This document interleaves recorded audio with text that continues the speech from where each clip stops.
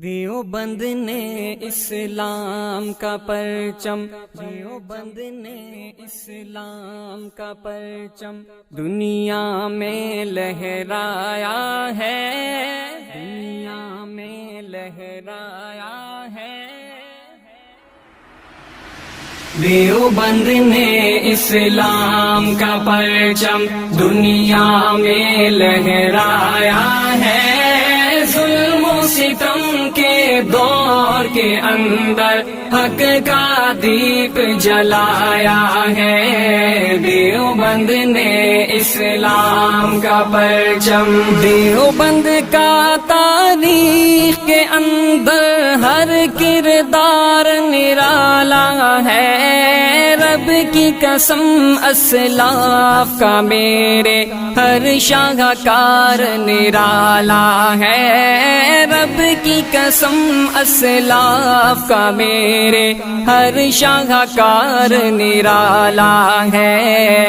اس لشکر کے جانبازوں سے، اس لشکر کے جانبازوں سے ہر باطل گھبرایا ہے، ظلم و ستم کے دور کے اندر حق کا دیپ جلایا ہے۔ دیوبند نے اسلام کا پرچم، دیوبند نے اسلام کا پرچم، دیوبند نے اسلام کا پرچم دنیا میں۔ بسم اللہ الرحمن الرحیم۔ محترم ناظرین، السلام علیکم ورحمۃ اللہ وبرکاتہ۔ الولی میڈیا یوٹیوب چینل پر آپ سب کا استقبال ہے۔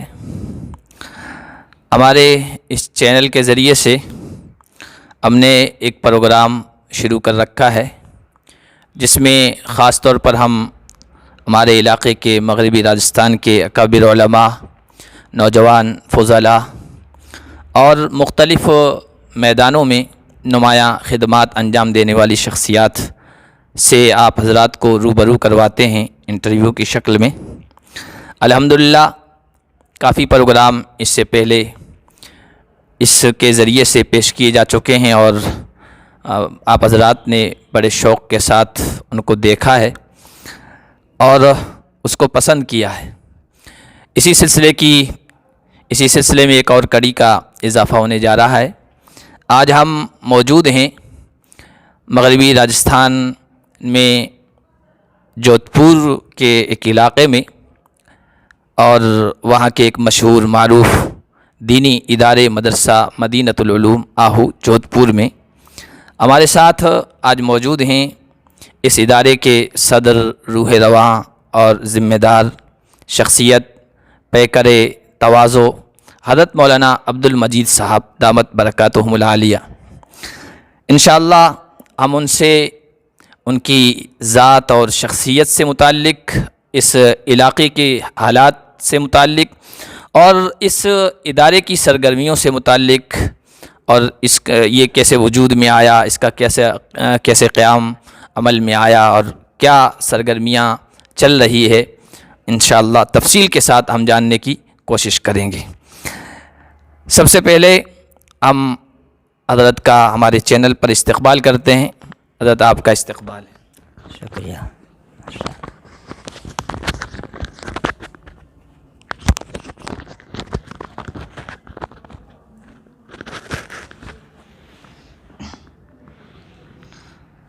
حضرت سب سے پہلے سوال یہ ہے کہ آپ کا وطن مالوف کون سا ہے؟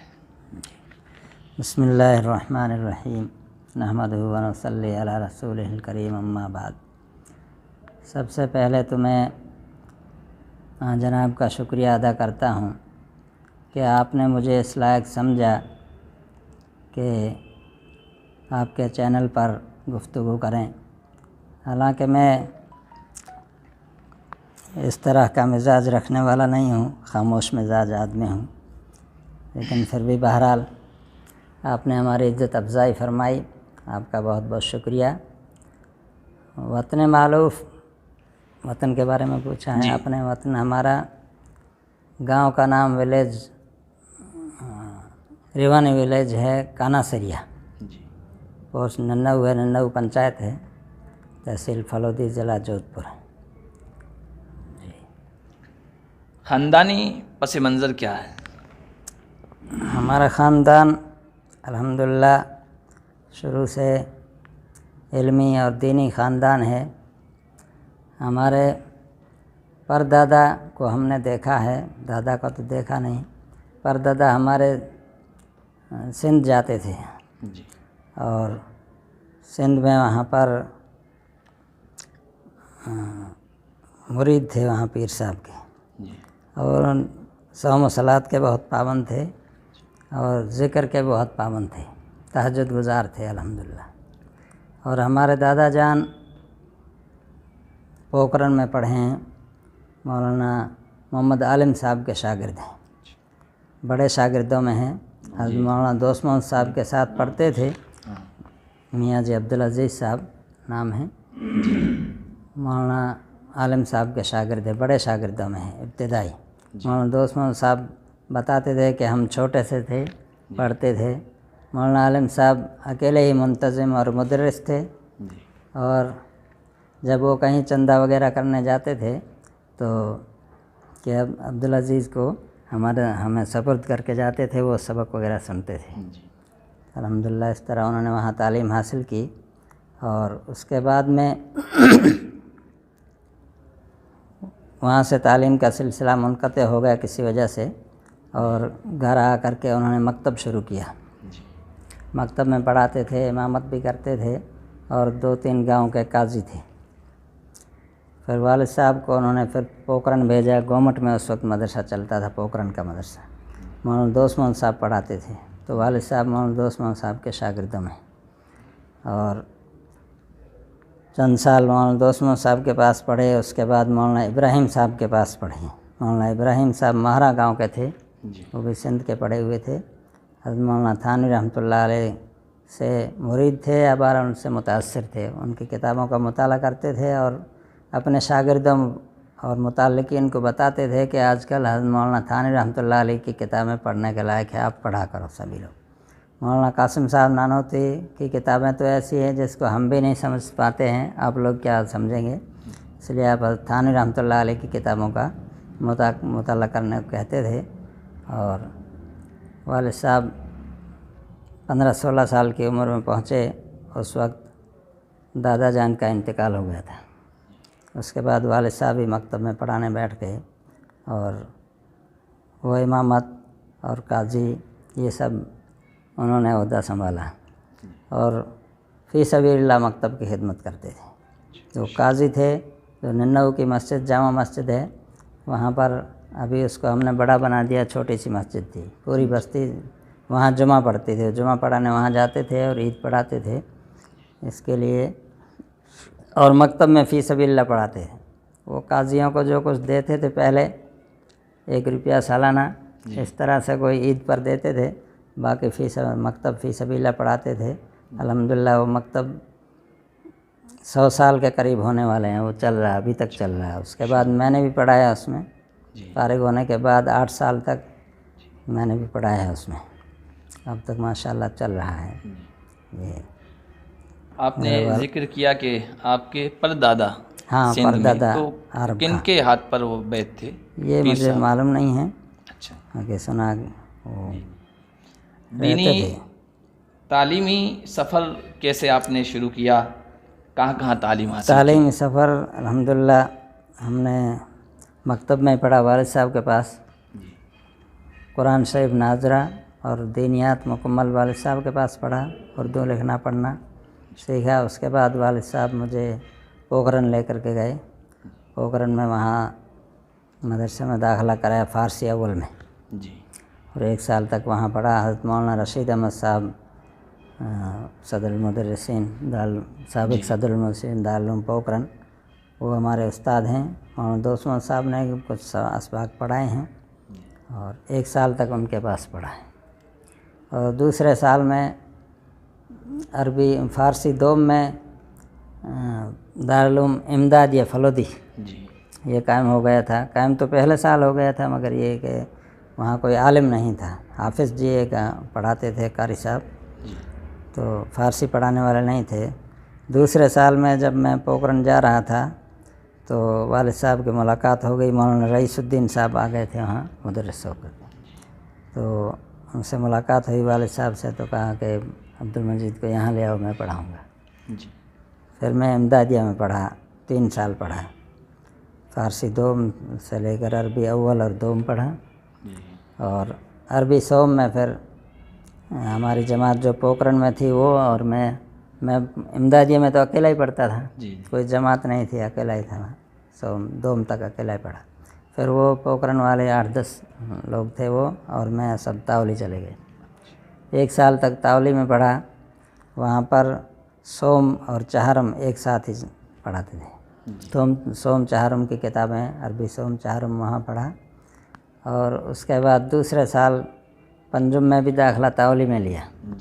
مگر پھر بقرعید کو گھر آ گئے, اور بقرعید کے بعد سے ہم نے دارالعلوم عربیہ میں پڑھا, جب مفتی مجیب اللہ صاحب پڑھاتے تھے دامت برکاتہم. ان کے پاس ہم نے پنجم اور ششم ایک ساتھ کیا. اس کے بعد ہفتم میں ابھی ہم گئے تھے دیوبند, جی ایک ویڈیو شاید ہو سکتا ہے آپ نے دیکھا ہو, مجیب اللہ صاحب کا میں نے ڈالا ہے. اس میں تذکرہ کیا ہے کہ ان بچوں کو ہم نے 2 سال کا کورس 1 سال میں کروایا. وہ فجر کے بعد سے شروع ہوتے تھے, رات کے 12 بجے تک پڑھاتے تھے. وہ انہوں نے ایک لفظ کہا کہ کسی نے کہا تھا کہ انسان لائیو کہ جنات لائیو. ہر وقت لگے رہتے, ہر وقت لگے رہتے. بہت مشغول رہتے تھے, بہت تعلیمی علمی آدمی ہیں. تو اس کے بعد میں انہوں نے ساتھ لے جا کر کے, ہم 5 ساتھی عربیہ میں تھے, 5 کو جا کے دارالعلوم میں مشکات میں داخلہ دلا دیا, مکوفلے میں. ہاں الحمدللہ ہمارا داخلہ ہو گیا, امداد کے ساتھ ہو گیا. تو یہ کس سن کی بات ہے دارالعلوم؟ دارالعلوم میں 75 میں داخلہ لیا, 1975 میں. اپنے علاقے کے کون تھے اس وقت, اپنے علاقے کے جو اس وقت طلبہ؟ جی طلبہ میرے ساتھ عربیہ میں مولانا رحمۃ اللہ صاحب جو باپ میں محتم ہیں اور ابھی سرپنچ بھی ہیں, مولانا رحمۃ اللہ صاحب, مولانا حبیب اللہ صاحب پوکرن کے پوپاڑیا کے تھے, مولانا محمد الیاس صاحب باندیوا, اور مولانا شفیق صاحب, اور میں 5 آدمی. مولانا شفیق صاحب جو پچاک کے مدرسے میں پڑھاتے ہیں. 5 ساتھی تھے اس طرح سے, اور 5 کا ہمارا داخلہ دارالعلوم میں ہو گیا تھا 1975 میں. اور کوفلے پڑھا, 76 میں ہم فارغ ہو گئے, کیونکہ 2 سال ساتھ میں نکالے, اس لیے جلدی ہی فارغ ہو گیا. میں عمر میں سب سے ساتھیوں سے چھوٹا تھا. میں جب فارغ ہوا تو میری عمر 18 سال تھی. دورہ حدیث میں مولانا بخاری صاحب تھے, انہوں نے وہ جب فارم بھرتے ہیں, وہ کارروائی کرتے ہیں نا, تو انہوں نے کہا تھا کہ ارے تمہارے منہ میں تو دودھ کی بو آ رہی ہے, اور تم اب مشکات کیا پڑھو گے. چھوٹا سا تھا. تو بہرحال وہاں 18 سال کی عمر میں فارغ ہو گیا. وہاں سے فراغت کے بعد کیونکہ والد صاحب کا حکمت کی طرف ذرا توجہ تھی, تو جامعہ طبیہ میں داخلہ دلا دیا وہاں دارالعلوم میں. اور 4 سال طبیہ میں پڑھا. 1980 میں ہویا 1400 ہجری کون سا تھا, 1400 ہجری, اور 1980 عیسوی میں طبیہ جامعہ طبیہ سے فارغ ہو گیا میں الحمدللہ. یہ میرا تعلیمی سفر. جیسا کہ آپ نے بتایا دادا پر دادا سب دین سے وابستہ تھے. جی الحمدللہ. ان کے علاوہ کوئی اور دین کی طرف رجحان میں محرک بنے ہو, باعث و سبب بنے ہو؟ میرے محرک تو زیادہ تر والد صاحب ہی ہیں سمجھے, خاص طور سے انہیں کی تربیت اور انہیں کی.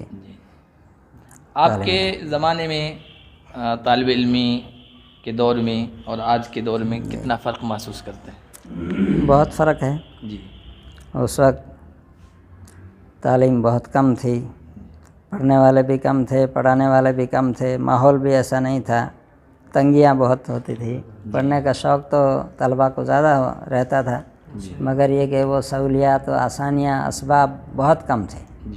رہنے سہنے کا بھی مدرسہ میں مکانات بھی کم ہوتے تھے. ایک درسگاہ میں کئی بچے 20 25 بچے مل کے سوتے تھے. اور کھانے پینے کا نظم بھی بہت کمزور تھا. اس وقت غربت زیادہ تھی. عام طور سے جب میں پھلودی میں پڑھتا تھا اس وقت قحط سالی بہت تھی, اناج کی بہت قلت تھی. باہر سے جوار آتا تھا مہاراشٹر سے, لال رنگ کے, اس کو راتڑی آم کہتے تھے. اس کی روٹیاں بناتے تھے، اور وہ بھی ناپ سے ملتی تھی کہ اتنے آٹے کی ایک روٹی بناؤ، ایک ایک روٹی سب کو دو۔ اور دال جو بنتی تھی تو مولانا رئیس الدین صاحب کہتے کہ اسے چور کے مت کھانا، ڈبو ڈبو کے کھاؤ، یوں زور دے کے کہ مت کھانا۔ اس طرح کا حالات تھے۔ صحیح ہے۔ شام کے ٹائم وہ باجرے کی پتلی پتلی بھات بنتی تھی، ایک ٹائم روٹی۔ اس طرح سے گزرا اوقات طلباء کا ذرا مشکل ہوتا تھا۔ جی جی، ہمارے چینل پر طلباء بھی ہوتے ہیں، سنتے ہیں، تو یہ چیزیں ان کے لیے بہت عبرت و نصیحت کی رہتی ہے، اکابر کی، بزرگوں کی۔ تو طلباء کی رہن سہن و اقامت کی شکل کیا ہوا کرتی تھی اس وقت؟ طلباء بس مدرسے میں جو مکان بنے ہوتے تھے، جو درسگاہیں بہت کم ہوتی تھی، اسی میں رہتے تھے سب۔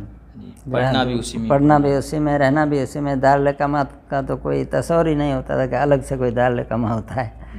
جو مسجد کا ہال بنا ہوا تھا امدادیہ میں، وہ بھرا رہتا تھا طلباء سے، پڑھنے میں بھی اور سونے میں بھی۔ اور چھوٹے چھوٹے کمرے تھے، انہوں نے نیاتی نورا خریدا تھا بنیا سے، اس میں چھوٹے چھوٹے کمرے بنے ہوئے تھے، اسی میں استاد رہتے تھے۔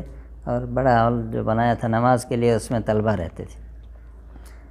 ایک دو کمرے اور طلباء کے رہنے والے تھے، ہوتے تھے رہنے کے لیے۔ جی، آپ نے مختلف اداروں میں تعلیم حاصل کی ہے، دارالعلوم پوکرن میں، مدرسہ امدادیہ میں، دارالعلوم جودھپور عربیہ میں، اور پھر دیوبند میں۔ دیوبند کے کچھ ساتھیوں کا نام لیا ہے۔ ان تمام مدارس میں آپ کے ساتھیوں میں اس وقت جو نمایاں ہیں حضرات اور مختلف میدانوں میں خدمات انجام دے رہے ہیں، کون ہیں؟ میرے ساتھیوں میں الحمدللہ مولانا رحمۃ اللہ صاحب ہیں، جو بہت بڑا ادارہ چلا رہے ہیں باپ میں، اور سیاسی لائن سے بھی وہ بہت نمایاں آدمی ہیں الحمدللہ۔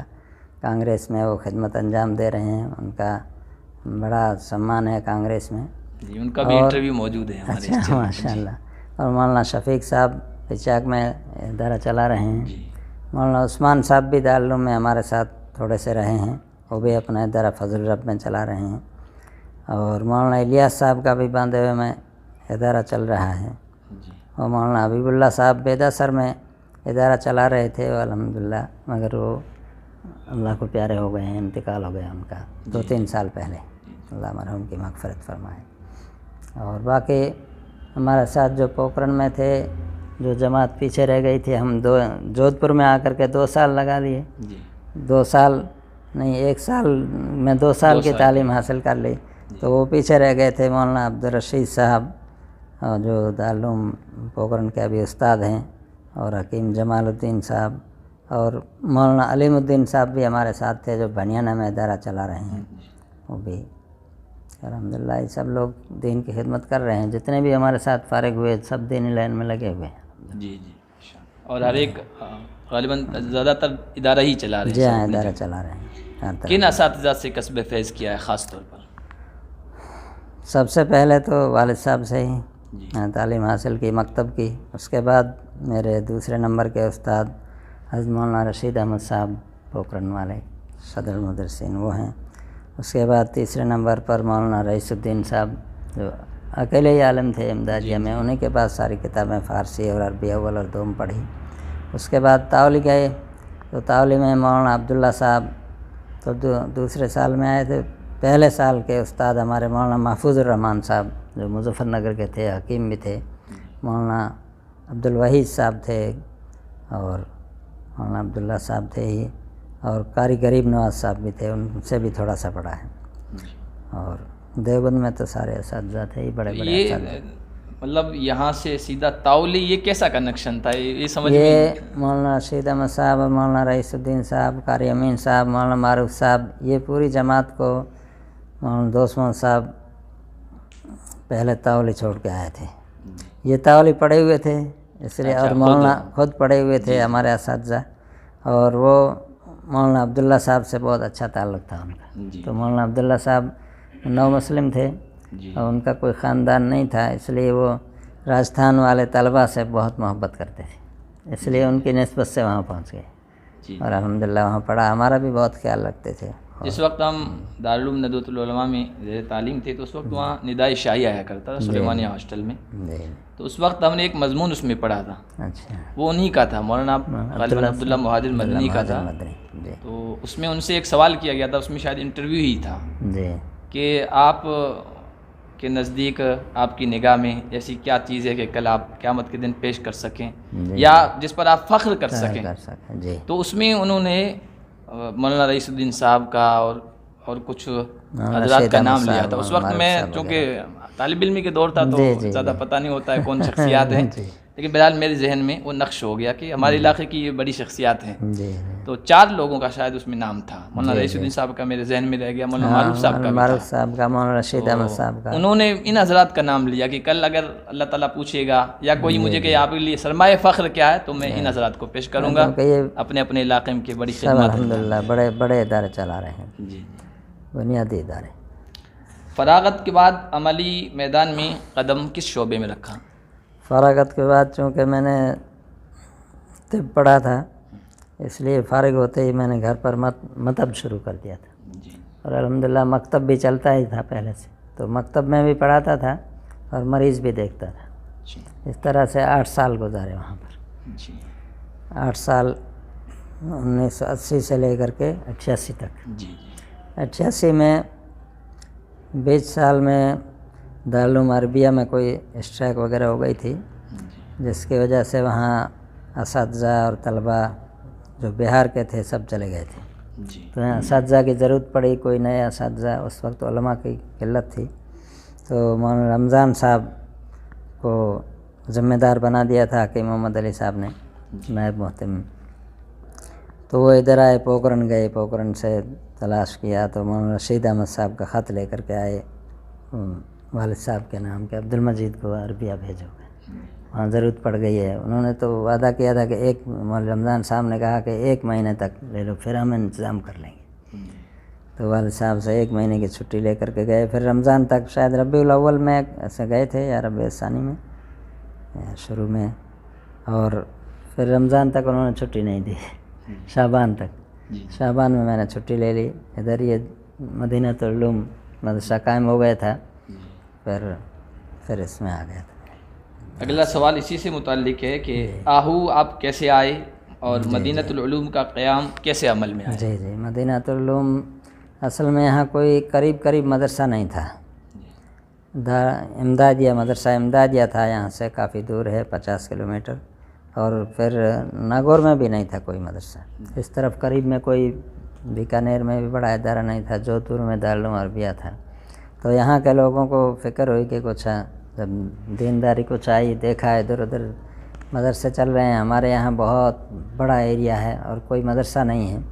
تو یہاں کے صلحاء نے، مثلاً حافظ اکبر علی صاحب ہیں یہاں کے بڑے بوڑھے، انہوں نے تحریک چلائی. اور پھر میاں جی قمر الدین، یہ جو امدادیہ میں رہتے تھے، سفیر تھے اس وقت، ان کو ساتھ لیا. مولانا رئیس الدین صاحب کے پاس گئے، مشورہ لیا. انہوں نے مشورہ دیتے تھے. پھر میٹنگ کی، یہاں صلحاء کو جمع کیا، تمام لوگوں کو یہاں آؤ میں جمع کیا. یہاں پر کوئی جگہ تو تھی نہیں، تیلیوں کا محلہ ہے وہاں پر، بلکہ یہاں روڈ کے پاس ایک بڑا درخت تھا، کھیجڑی تھی، اس کے نیچے لوگوں کو جمع کیا سائے میں. اور مولانا دوست محمد صاحب کو بھی بلایا تھا، مولانا رشید احمد صاحب کو بھی، والد صاحب بھی اس میں آئے تھے. سارے لوگوں کو بلا کے مشورہ کیا کہ ہمارا مدرسہ قائم کرنا ہے. تو پھر مدرسے کی اس طرح جو ہے مشورے کے بعد مدرسہ قائم ہوا، بنیاد پڑی.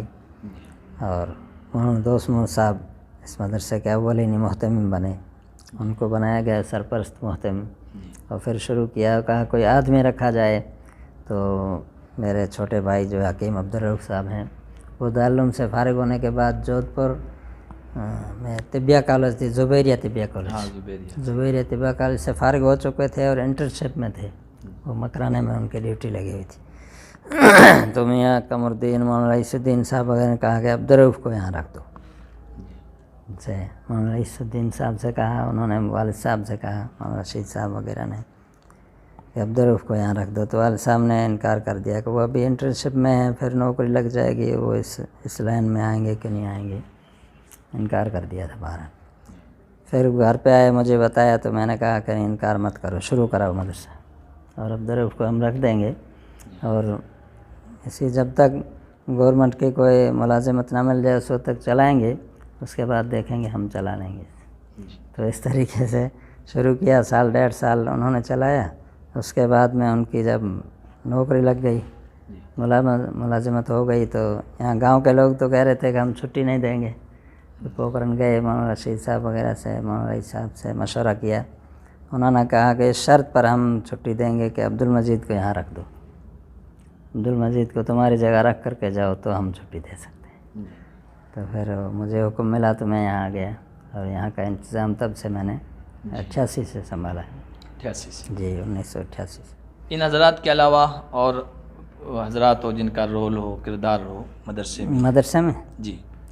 یہاں کے لوگوں سمجھ لو حافظ اکبر علی صاحب ہیں، میاں جی قائم الدین صاحب ہیں، ایک میاں جی محی الدین خان تھے، حاجی محمود خان، قادر خان، اور بوجا سر کے میاں جی عاصم الدین صاحب تھے، میاں جی شمیر خان، اور ہمارے دادا فضلو خان جو مولانا عبدالستار صاحب کے عطایہ جان تھے. یہ سب لوگ بہت ہی جو ہے اس میں دلچسپی رکھتے تھے، اور مدرسے کا تعاون بھی شروع میں بہت کرتے تھے. ہم جب بھی جاتے تھے کہیں یہ سب لوگ ساتھ ہو کر کے کام کراتے تھے الحمدللہ. جی.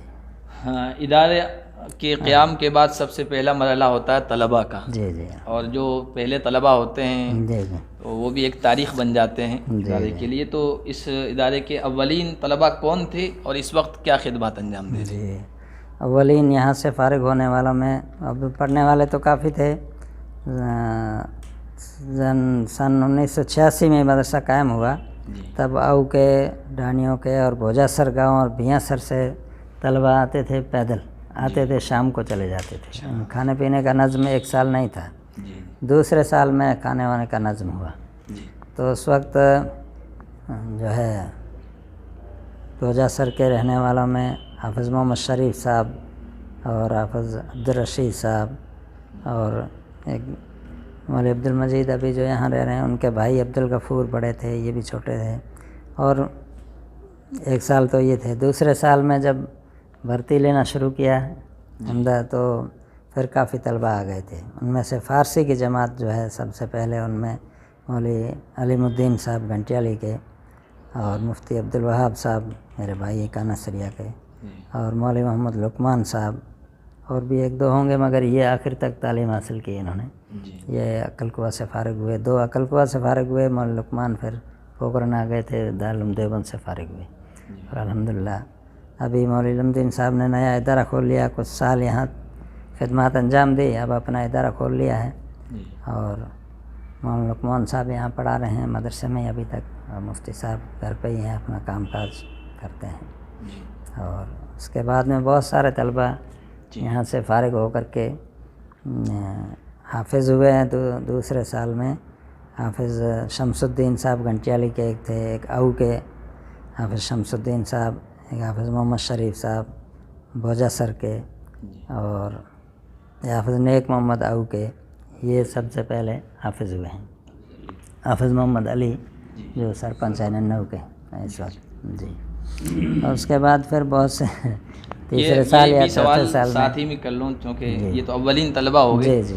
اس کے علاوہ ہر ادارے سے پڑھ کر نکلنے والے طلباء ہوتے ہیں جو بعد میں جا کے نمایاں مقام حاصل کرتے ہیں اور بڑی خدمات انجام دیتے ہیں. تو اس ادارے کے ایسے افراد ہو؟ جی الحمدللہ اس ادارے سے کافی افراد ایسے نکلے ہیں جو اپنی اپنی جگہ دین کی خدمات، علمی خدمات انجام دے رہے ہیں. مثلا مفتی زبیر صاحب یہاں پڑھا رہے ہیں، 10-12 سال پوکھرن میں پڑھایا. ہمارے اس پہ نمبر پوکھرن ہی لکھا ہوا. جی پوکھرن. اور اب یہاں آ گئے ہیں ہم. مولانا جمال الدین صاحب کرنو کے ہیں، وہاں پوکھرن میں ابھی پڑھا رہے ہیں، دورہ حدیث کی کتابیں پڑھا رہے ہیں، بخاری پڑھا رہے ہیں. مولانا عبدالستار صاحب ندوی ہیں آپ کے ساتھی، یہ بھی یہاں کے پڑھے ہوئے ہیں. پھر ہم نے ان کو عربیہ بھیجا تھا. اور مولانا عبدالستار صاحب ہیں کرنو کے، وہ ناگور میں امامت کرتے ہیں، مکتب پڑھاتے ہیں.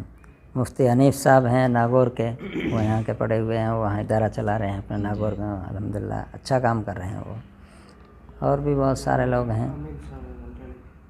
مولوی امین صاحب، مولوی محمد امین گھنٹیالی کے ہیں، وہ ہمارے شاگرد ہیں. یہاں حفظ کیا، فارسی پڑھی، عربی پوکھرن میں پڑھا رہے ہیں. مفتی شمس الدین صاحب کے دارالعلوم عربیہ میں پڑھا رہے ہیں، ہمارے شاگرد ہیں الحمدللہ. اور بھی کافی لوگ ہیں. جی. اس وقت کہاں تک تعلیم ہے؟ اس وقت الحمدللہ مشکات تک تعلیم ہے. اور جب میں اور مولانا عبدالستار صاحب پڑھا رہے تھے اس وقت سال سوم تک تعلیم تھی. جی اس کے بعد مفتی صاحب آئے تو ترقی کی. جی چہارم پنجم ششم اب مشکات تک ہے الحمدللہ تعلیم.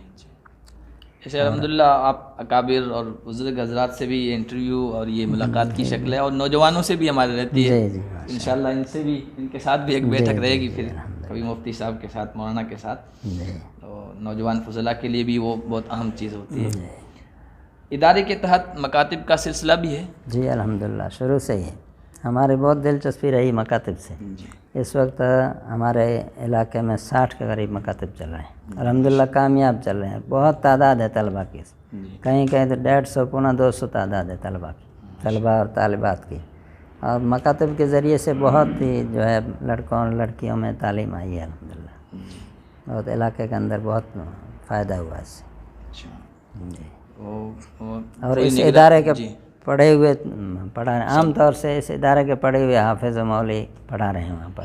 اور ساری نگرانی یہاں سے ایک نگراں رکھا ہوا ہے مولانا عبدالمجید صاحب، جو یہیں کے پڑھے ہوئے ہیں، پھر اکھل کوا سے فارغ ہوئے. الحمدللہ پوری نگرانی کر رہے ہیں اور جماعت کا کام بھی سنبھال رہے ہیں. مدرسے کے ماتحت جو ہے جماعت کا کام بھی شروع سے چل رہا ہے الحمدللہ. کبھی ہم نے کسی کو مبلغ رکھا، کبھی کسی کو رکھا. اب مولانا عبدالمجید صاحب رکھے گئے ہیں جو مبلغ بھی ہیں اور نہ ان کے ناظم نگراں ہیں مکاتب کے بھی الحمدللہ. اور ہم بھی جاتے رہتے ہیں امتحانات وغیرہ میں، یہاں سے سارے اسٹاف جاتا ہے. امتحان لیتے ہیں سالانہ ششماہی مکاتب کا. اچھی تعلیم چل رہی ہے الحمدللہ. 60 مکاتب. کسی بھی ادارے کو چلانا بہت مشکل کام ہے. ادارے کی راہ میں پیش آنے والی رکاوٹیں اور پریشانیاں نوجوان نسل کے سامنے نہیں ہوتی ہے. جی اور وہ موجودہ شکل کو جو بڑی پرشکوہ ہے، خوبصورت ہے اور آسانیاں، ان کو دیکھتے ہیں. جی لیکن شروع میں کیا مشکلات آئی ہے وہ ان کی نگاہوں کے سامنے نہیں رہتا ہے. تو اس طرح اگر حالات ہوں تو آپ رکھیں ہمارے ناظرین کے سامنے. شروع میں حالات تو جب مدرسہ قائم ہوا تھا تو یہاں کا گاؤں چونکہ جنسنگی گاؤں ہے، جی اس لیے ان لوگوں نے بالکل سامنے آ کر کے تو مخالفت نہیں کی، مگر یہ کہ اندرون طور سے شکایتیں پہنچانا کرنا گورنمنٹ میں. پھر اب پولیس آتی رہتی تھی، کبھی CID والے آتے رہتے تھے اور وہ اس طرح کی شکایتیں کرتے تھے کہ یہاں سے رات میں کوئی پاکستان سے آتا ہے، ان کا تعلق ادھر سے ہے، ہتھیار آتے ہیں، انڈر گراؤنڈ بنا ہوا ہے. کافی تلاشی وراشیاں ہوئی کافی. باقی کوئی خاص رکاوٹیں تو نہیں ہوئی. شروع میں جو ہے وہ حالات ایسے نہیں تھے تو اقتصادی تنگی تو رہتی تھی. جی وہ تو ہر جگہ رہتی ہے. اس میں قید سالی تھی. ابھی تو الحمدللہ علاقے میں میں اس کو مدارس کی برکت سمجھتا ہوں کہ لوگوں میں اب مالی فراوانی آتی ہے. یہ مدارس خاص طور پر کیونکہ وہ خرچ کرتے ہیں نا اللہ کے راستے میں، تو اللہ اس کو بڑا چڑھا کے دیتے ہیں. اب ٹیوب ویل کا کہیں تصور نہیں تھا ہمارے علاقے میں، اور یہاں بہت سارے ٹیوب ویل ہیں الحمدللہ. اناج مدرسے میں آ جاتا ہے. اس وقت اناج تو اگر آ جاتا تو ہم سمجھتے تھے بس اناج آ گیا، اب کوئی فکر نہیں ہے.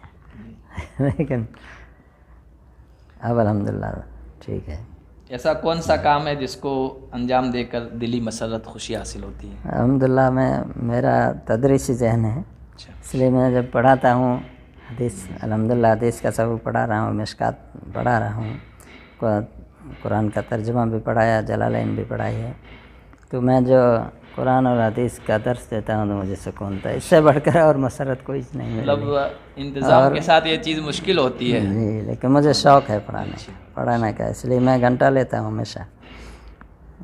کون سی ایسی خواہش ہے یا خواب ہے جو اب تک پورا نہ ہو سکا ہو اور آپ چاہتے ہیں آپ کے آنے والے جو آپ کے اساتذہ ہیں اور جانشیں ہیں اور ادارے سے وابستہ حضرات ہیں وہ انجام دیں؟ خواہشیں اور تمنائیں تو انسان کی بہت ہوتی ہیں. جی میں چاہتا ہوں کہ ہمارے علاقے میں بہت زیادہ دینداری آ جائے، علمی ماحول پیدا ہو جائے، مدرسہ ترقی کرے، سارا علاقہ ترقی کرے، دینداری آ جائے، بس نوجوانوں میں دین آئے، جی علماء پیدا ہوں. علمی اور روحانی اعتبار سے کن شخصیات سے زیادہ متاثر ہیں؟ علمی تو ہمارے اساتذہ ہیں، روحانی اعتبار سے میں مولانا زکریا صاحب رحمۃ اللہ علیہ سے پہلے بیعت ہوا تھا. جب میں مشکات میں تھا مولانا عثمان صاحب وہاں رہتے تھے، جی فضل الرب فضل الرب والے وہاں دیوبند میں تھے. تو ہم کو مولانا زکریا صاحب مدینہ میں رہتے تھے، وہ ایک سال میں ایک مرتبہ آتے تھے سہارنپور، تو آئے ہوئے تھے تو ہم پوری جماعت کو ہمارے لے کر کے وہاں گئے تھے، مسلسلات حدیث ہم نے پڑھی ان سے اور ان کے سند لی، اور اس وقت بیعت بھی ہو گئے تھے۔ اس کے بعد حضرت تو واپس مدینہ چلے گئے تھے، پھر ہفتم تو ایسے ہی گزر گیا۔ دورے کے سال ہم نے مولانا مفتی محمود صاحب گنگوہی رحمۃ اللہ علیہ سے اصلاحی تعلق پیدا کیا، اور ان کے مجلس میں جاتا تھا، انہوں نے ذکر بھی دیا، ذکر کرتے تھے ان کے مجلس میں، الحمدللہ ان سے تربیت حاصل کیا۔ اور اس کے مولانا مفتی محمود صاحب کے انتقال کے بعد میں پھر میں نے کوئی مرشد کی تلاش کی، ایک دو جگہ گیا، مولانا کفایت اللہ صاحب ماہی کے جو تھے ان سے ملاقات ایک مرتبہ ہوئی، پھر دوبارہ گیا ان سے تعلق کرنے کے لیے، مگر ملاقات نہیں ہوئی۔ پھر میں عقل کو گیا، مولانا غلام محمد صاحب سے اصلاحی تعلق پیدا کیا الحمدللہ۔ اور میں حضرت مولانا تھانوی رحمۃ اللہ علیہ کی کتابیں زیادہ پڑھتا تھا، کیونکہ والد صاحب بھی وہی پڑھتے تھے، اور وہ اپنے استاد کا مقولہ نقل کرتے تھے کہ حضرت تھانوی رحمۃ اللہ علیہ کتابیں پڑھو، الحمدللہ اس سے ذہن بھی کھلتا ہے۔ اصلاحی بیانات ان کے جو تبلیغ اور مواعظات وغیرہ وہ پڑھتا تھا، الحمدللہ ان سے کافی جو ہے میں متاثر ہوا۔ معاشرے اور سماج سے بھی جڑے ہوئے ہیں، عوام سے آپ کا مضبوط رشتہ ہے، مراسم ہے، تو معاشرے میں سب سے بڑی برائی آپ کے نزدیک کیا ہے، اور اس کا ازالہ یا اس کا خاتمہ کیسے کیا جا سکتا ہے؟ اب سماج کے اندر، معاشرے کے اندر یہ رسم و رواج جو پرانی ہے، اس کی وجہ سے لوگ زیادہ پریشان ہوتے ہیں، اور دوسرے نوجوانوں میں آج کل جو ہے یہ موبائل سے اور بری صحبت سے لوگ جو ہے بے دین ہو رہے ہیں، دین سے راستہ چھوڑ رہے ہیں، حتیٰ کہ شراب وغیرہ تک پہنچ جاتی ہیں۔ اور ان کی اصلاح تو بس یہ جماعت کے ذریعے یا مدرسے کے ذریعے ہوتی ہے۔ تعلیم حاصل کریں زیادہ سے زیادہ، علماء پیدا ہوں، گھر گھر علماء پیدا ہوں، تو ان کے گھروں کی اصلاح ہوگی، اور جماعت کے ذریعے بھی الحمدللہ ہو رہی ہے، ٹھیک کام ہو رہا ہے، ہمارے علاقے میں جماعت کا کام چل رہا ہے، مگر یہ کہ ابھی بھی کم ہے، بہت کم ہے، پوری دینداری نہیں آئی ہے۔ دین اسلام کی ترقی اور بلندی کے لیے مسلمانوں میں سب سے زیادہ کس چیز کی ضرورت محسوس کرتے ہیں؟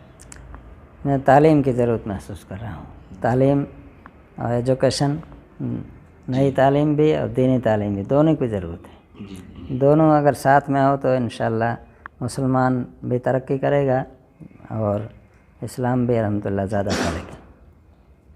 آپ کے قریبی دوستوں میں کون ہیں؟ اب دوست تو کیا کہوں میں آپ کو کہ میرا مزاج گوشہ نشینی کا ہے، اس لیے میرا کوئی خاص دوست، میں سب کو دوست سمجھتا ہوں۔ سارے علماء میرے جو ہے ساتھی اور شاگرد، اساتذہ، سب سے میں محبت کرتا ہوں، اور ان سے بھی زیادہ طلباء سے محبت کرتا ہوں، اور میرا کوئی خاص دوستی والا ایسا مزاج نہیں ہے الحمدللہ۔ سفر بھی میں بہت کم کرتا ہوں، جی، میل جول بھی کم ہی ہے میرا۔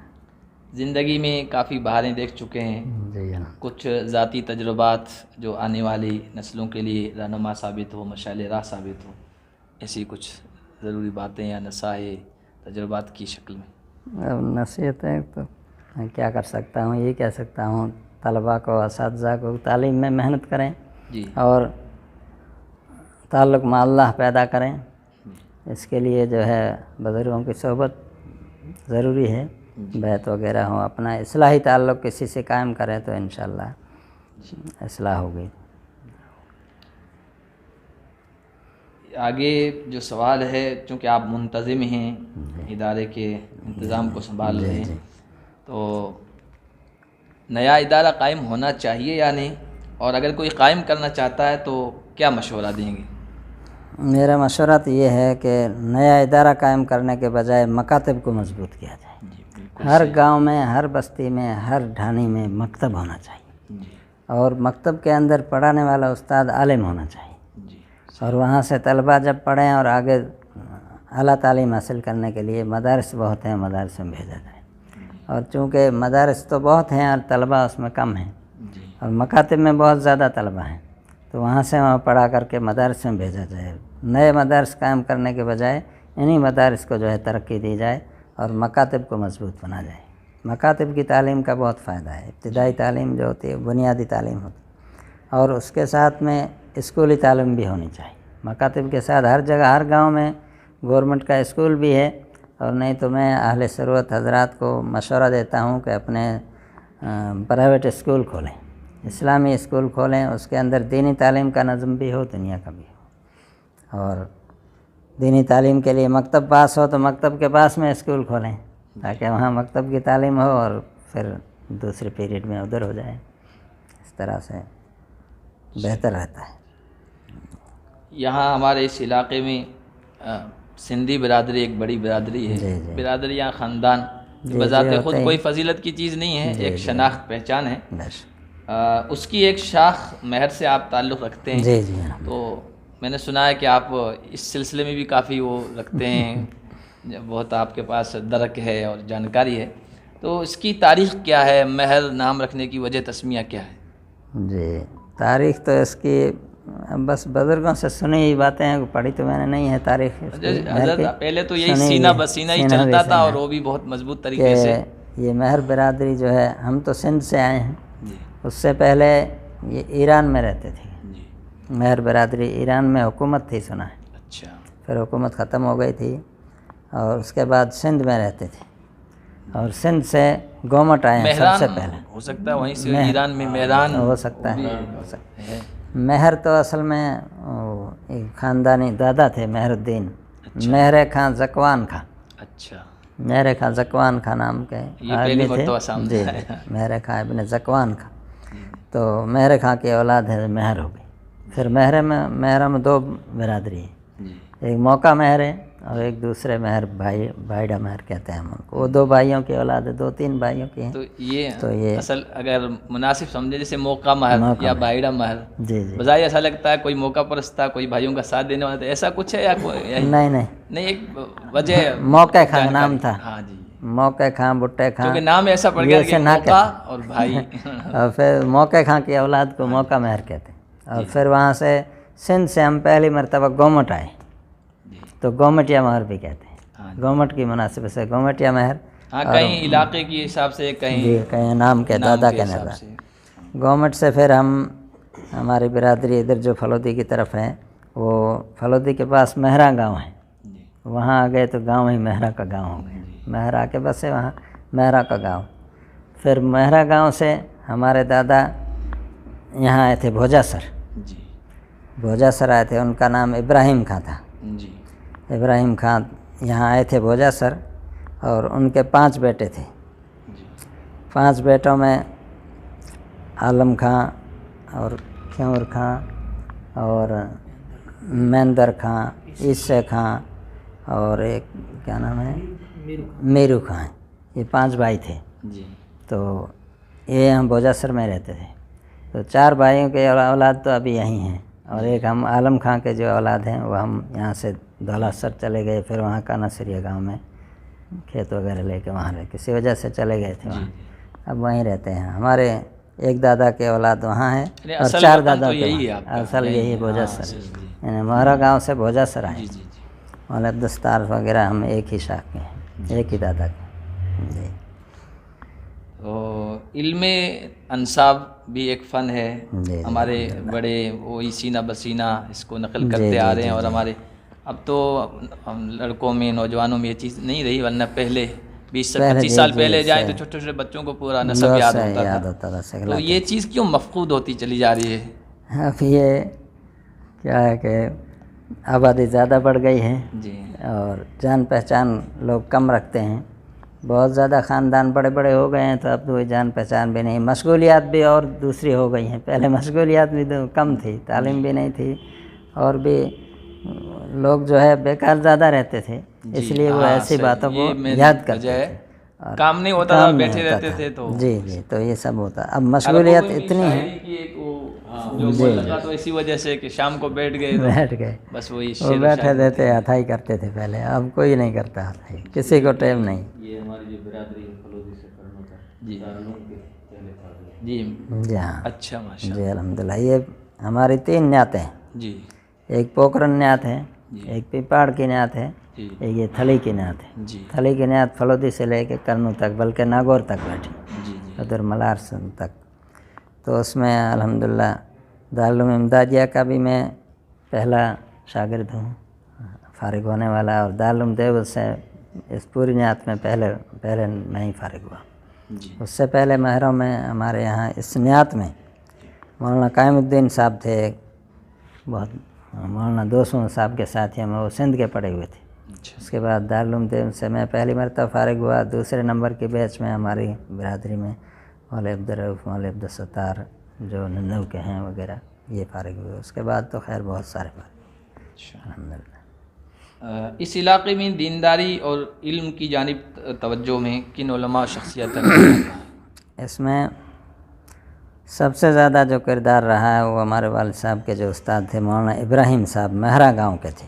ये मौलाना सिकंदर साहब शायद किसका किया, वही तो नहीं? वही अच्छा। मौलाना इब्राहिम साहब थे हमारी बिरादरी में, और मौलाना सिकंदर साहब के उनकी बिरादरी में हिंदाल गोल में मौलाना इस्माइल साहब थे, जी और इधर मौलाना कायमुद्दीन साहब थे, मगर वो रनसी गांव में रहते थे। यहाँ उनका ज़्यादा किरदार नहीं, यहाँ मौलाना इब्राहिम साहब का ज़्यादा है, और वालिद साहब उनके शागिर्द थे, पढ़ाते थे। यहाँ से करनू तक से लेकर हमारे गांव वालिद साहब के पास पढ़ने जाते थे, भोजासर से भी, घंटियाली से भी, करनू से, मोरिया से। कहीं मदरसा था नहीं, मकतब भी नहीं था। पोखरन मदरसे के बाद मकतब जो है, पहला मकतब हमारे गांव का कानासरिया का था, जिसमें पूरे न्यात के लड़के इधर उधर रिश्तेदारों के यहाँ रहते थे और वालिद साहब के पास पढ़ने आते थे। अल्हम्दुलिल्लाह वहीं से जो है ये इल्मी सर चश्मा चला है। जी जी। पोखरन से हमारे यहाँ कानासरी में आया और वहाँ से पूरी न्यात में फैला। तो आपके वालिद साहब, इनके अलावा कोई और बुज़ुर्ग शख्सियात हो जहाँ यहाँ इल्म की तरफ तवज्जो दिलाने में या बुज़ुर्गों से जोड़ने में? जी, वो जमात के साथी थे, समझ लो। हाँ। यहाँ जमात का काम कैसे शुरू हुआ? जमात का काम तो अल्हम्दुलिल्लाह मौलाना ईसा साहब पालनपुरी रहमतुल्लाह अलैह वो हमारे यहाँ आए थे। उन्होंने इज्तिमात वगैरह किए, दारुल उलूम इमदादिया भी उन्होंने कायम किया। और ये मौलाना ईसा साहब मुफ्ती किफ़ायतुल्लाह साहब के हाँ, ख़ानदान वाले हैं? वही दादा थे उनके। जी जी। उनके दादा यहाँ वो भी तो सिंधी ही थे? सिंधी थे, जी सिंधी जी सिंधी ज़बान में वो तकरीर करते थे। जी। तो इन्होंने इज्तिमात किए। जो ये जैसलमेर वगैरह में बरेलवी हजरात थे, वो सुनते नहीं थे। फलोदी में भी थे, वो तबलीग वालों की बात नहीं सुनते थे, मगर मौलाना ईसा साहब सिंधी ज़बान में तकरीर करते थे तो शौक़ से सुनते थे। अच्छा। बहुत शौक़ से सुनते थे। अल्हम्दुलिल्लाह वहाँ से फिर जमात का सिलसिला शुरू हुआ, और जमात के लोग पूरे एरिया में पहुँचे। फिर मदारस का सिलसिला शुरू हुआ, दारुल उलूम, ये मदीनतुल उलूम हुआ, अशरफुल उलूम मोरिया हुआ, और उसके बाद हर जगह मदारस व मकातिब चल रहे हैं। हमने ये मदरसा शुरू करते ही जब मैं आया यहाँ, बल्कि मदरसे से पहले मैं यहाँ जमात में आया था, तो उस वक्त भी घंटियाली और भोजासर में मकतब शुरू करा दी थी। अल्हम्दुलिल्लाह चाकू में भी 2-3 जगह जहाँ भी मैं गया मैंने मकतब की तहरीक चलाई। आऊ में भी तहरीक चलाई थी, मगर उस वक्त शुरू नहीं हो सका था, बाद में हुआ था। अल्हम्दुलिल्लाह। यहाँ के मौलाना अमीरुद्दीन महर कोई गुजरे हैं? जी हाँ, अभी शायद उनका इंतकाल हुआ है, तो वो पाकिस्तान डॉक्टर में। रजीउल इस्लाम नदवी हैं, जी जी। उन्होंने उन पर मजमून लिखा। उसमें लिखा जोधपुर के रहने वाले थे, फिर वो पड़े से मुल्कों के तो वहाँ आओ- मुलाकात हुई। हालांकि उनकी किताबें मैं पहले पढ़ चुका जी, हूँ जी, मसाजिद जी, वगैरह के सिलसिले में। तो मैंने उनसे पूछा, जैसे ही मेरे पास मजमून आया, उन्होंने कहा ये कहाँ के हैं जोधपुर में? तो उन्होंने कहा ये तो मुझे नहीं मालूम, मेरे पड़ोसी मुल्कों जी। से मुलाकात हुई है। वो आऊ के तो यही आऊ के यहीं के रहने वाले, मगर ये कि वो उनके वालिद साहब चले गए थे सिंध, तकसीम से पहले चले गए थे, जी और फिर वहीं उन्होंने तालीम हासिल की, वहीं पले पढ़े। जमात इस्लामी से वाबस्ता जमात हुए इस्लामी थे, से उनकी वाबस्ता काफ़ी थे। किताबें मकबूल हैं। वो यहाँ आए थे, अच्छा 2 मरतबा यहाँ आए थे, हमसे मुलाकात हुई। अल्हम्दुलिल्लाह अच्छे आदमी थे जी। अच्छा। नौजवान फजला में किन की खिदमात को कदर की निगाह से देखते हैं और उनकी हौसला अफजाई करते हैं? नौजवान उलमा हमारे शागिर्दों में, जी शागिर्दों में अल्हम्दुलिल्लाह मौलाना अब्दुलसत्तार साहब हैं, मुफ्ती ज़ुबैर साहब हैं, मौलवी जमालुद्दीन साहब हैं, मौलाना अलीमुद्दीन साहब, और दूसरे बहुत सारे खिदमत अंजाम दे रहे हैं सबके नाम नहीं अल्हम्दुलिल्लाह। लिया सकते। जी जी, बहुत सारे बहुत अच्छा काम कर रहे हैं। मौलवी रहमतुल्लाह हैं एक। जी माशाअल्लाह, बहुत सारी मालूमात آپ کے ذریعے سے ہمیں معلوم ہوئی، ماشاءاللہ، شکریہ۔ اور بزرگوں کے پاس جانے اور یہ سلسلہ شروع کرنے کا یہی ایک مقصد تھا جی کہ بہت ساری باتیں آپ لوگ سینوں میں لے کے چلے جائیں گے، ہم لوگوں کو پتہ ہی نہیں چلے گی کیا قربانیاں ہیں اور کیا حالات تھے اس وقت کے، اور نوجوان نسلوں کو بھی پتہ نہیں ہے، بلکہ اب جو نوجوان نسل آ رہی ہے مدارس سے جڑی ہوئی نہیں ہے، تو وہ سمجھتے ہیں کہ مدارس کی بلڈنگیں ہیں، گاڑیاں ہیں علماء کے پاس، تو مطلب بچپن کو آپ کے دیکھ رہے ہیں، بچپن کو نہیں دیکھتے ہیں اور قربانیاں نہیں دیکھ پاتے۔ جی جی تو ہاں پوکرن میں یہ بہت بات چلتی ہے جی حضرت مولانا دوست محمد صاحب رحمۃ اللہ علیہ فرمایا کرتے تھے ابھی تک ہم زندہ ہیں تو تاریخ لکھ لو جی، لیکن اس وقت کوئی اس طرح کوئی لکھنے کسی نے والا قلم نہیں اٹھایا نہیں وہ دنیا سے رخصت ہو گئے۔ اب وہ ساری چیزیں وہاں اس طرح کوئی بتانے والا جی جی جی بہت کم تو بزرگوں سے ہم باصرار یہ کرتے ہیں، حالانکہ بہت سارے بزرگ ویڈیو پسند نہیں کرتے ہیں، لیکن آج کل یہ چیز عام ہو گئی ہے، نوجوان یہ چیز دیکھ لے گی، اس کے ذریعے سے معلومات حاصل کر لے گی، پڑھی اور لکھی ہوئی چیز نہیں کر پاتی ہے، تو اسی ذریعے سے ہم معلومات فراہم کر رہے ہیں۔ کوئی اور بات رہ گئی تو آپ حضرات بھی پوچھ سکتے ہیں مولانا سے، ہمارے سوالات تو پورے ہو گئے ہیں۔ الولی میڈیا یوٹیوب چینل کے ذریعے سے کوئی خاص پیغام دینا چاہیں آپ؟ خاص پیغام میں امت کو یہ دینا چاہتا ہوں کہ تعلیم و تعلم کے اندر زیادہ سے زیادہ محنت کریں۔ تعلیم چاہے دینی اور دنیاوی نہیں، بلکہ تعلیم تو علم ہی ہے۔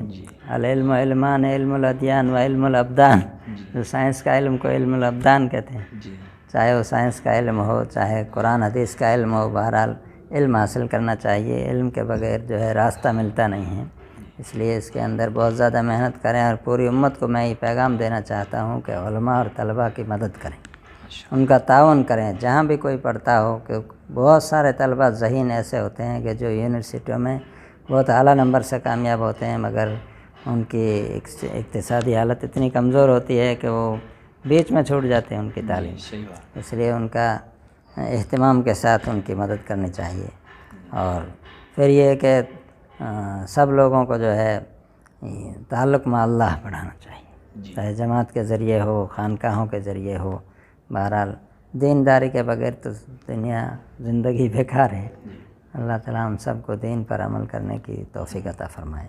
جزاکم اللہ خیرہ حضرت، آپ نے ذرا نوازی فرمائی، وقت دیا، اور یہ سب معلومات انشاءاللہ ادارے کے متعلق، علاقے سے متعلق، بہت ساری شخصیات سے متعلق آنے والی نسلوں کے لیے بہت اہم ہوگی۔ ہم تہ دل سے آپ کا شکریہ ادا کرتے ہیں، مفتی زبیر صاحب کا بھی، کہ یہ سارا نظم کیا اور اس کے لیے ہمیں وقت دیا۔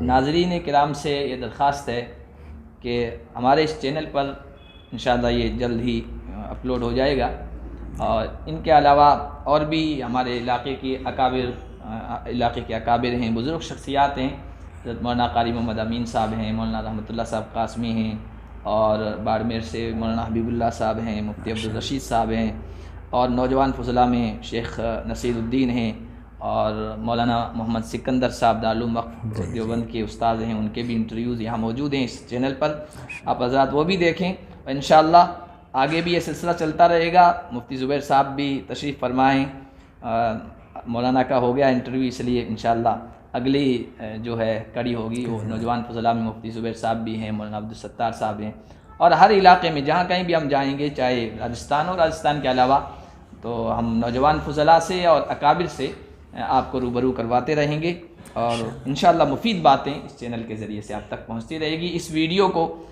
ضرور آپ دیکھیں، لائک کریں، شیئر کریں، آگے سے آگے تک پہنچائیں، اور اس ادارے کے تعارف میں آپ اپنا بھی حصہ، اپنا رول کردار ادا کریں۔ انشاءاللہ ادارے کی جو تعمیرات ہیں اور جو بلڈنگ ہیں وہ بھی انشاءاللہ ہم اس ویڈیو میں جوڑ دیں گے، آپ حضرات دیکھ سکتے ہیں۔ السلام علیکم ورحمۃ اللہ وبرکاتہ۔ جزاک اللہ خیر، بہت بہت شکریہ آپ کی تشریف آوری کا اور ہماری عزت آپ کی ضرورت